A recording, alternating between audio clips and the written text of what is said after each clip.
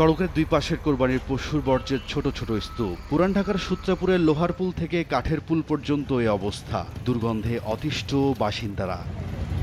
সূত্রাপুরের বাসিন্দারা বলছেন অন্যবার ঈদের দিনই পরিষ্কার হয়ে যায় এই রাস্তা, তবে এবার উল্টো চিত্র। রোগ জীবাণু ছড়িয়ে পড়ার আশঙ্কায় ক্ষোভ জানান কেউ কেউ। আজকে ঈদের তৃতীয় দিন, এখনো এই যে দেখেন এই প্রেক্ষাপট। ছেলে মেয়ে নিয়ে গন্ধে টেকে যাচ্ছে না।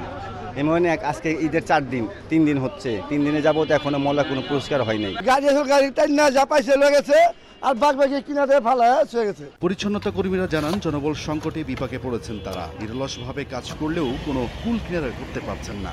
অনেক মানুষ সারাই করে দিচ্ছে সরকারে, সেই কারণে মানুষ কম দেখে আমাদের ওয়াটা এখনো পড়ে রয়েছে। ঈদের আগের দিন থেকে আমরা গরুর হাটের বাস উড়াইলাম, মাটি টানলাম, এরপরে বর্জ্য পরিষ্কার করলাম, এখন আবার বালু টানতেছি। যদিও শতভাগ বর্জ্য অপসারণের দাবি ঢাকা দক্ষিণ সিটি কর্পোরেশনের। সোমবার বিকেলে নগর ভবনের পরিবর্তে রাজধানীর ওয়াসা ভবনে সংবাদ সম্মেলন করে সিটি কর্তৃপক্ষ। প্রশাসক জানান ঈদের তৃতীয় দিন দুপুর পর্যন্ত ৩১,২২৬ মেট্রিক টন বর্জ্য অপসারণ করা হয়েছে, যা লক্ষ্যমাত্রার চেয়ে বেশি। তৃতীয় দিনের 2:45 পর্যন্ত আমরা প্রায় ৩১,২২৬ মেট্রিক টন বর্জ্য অপসারণ করেছি। 8টি হাটের যে বর্জ্য সেগুলো আমরা অপসারণ করেছি।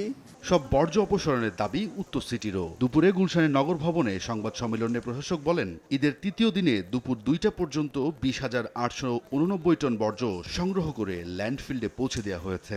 আমরা এস্টিমেট করেছিলাম এবার প্রায় 20,000 টন ময়লা প্রডিউস করা হবে।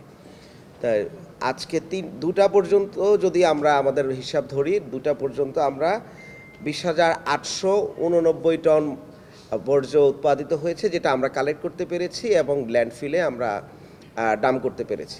দুই সিটি বলছে গত বছরের তুলনায় এবার পশু কোরবানি কমলেও বেড়েছে বর্জ্য।